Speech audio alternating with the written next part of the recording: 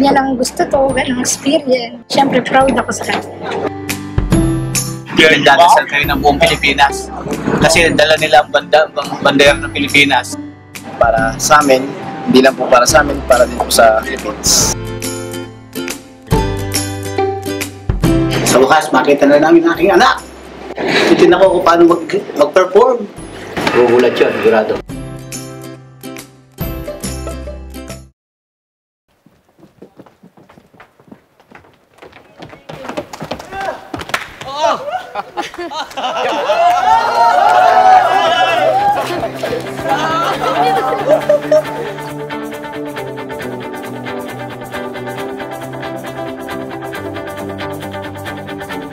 Paano nakita ko na si Papa, hindi ko na po ma-explain yung nararamdaman ko.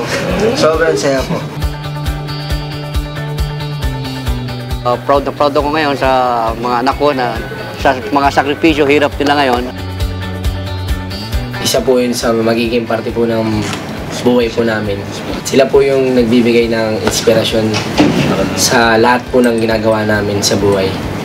Sobrang halaga po ng competition na to para po sa amin. Magiging maganda po yung buhay namin kinabukasan.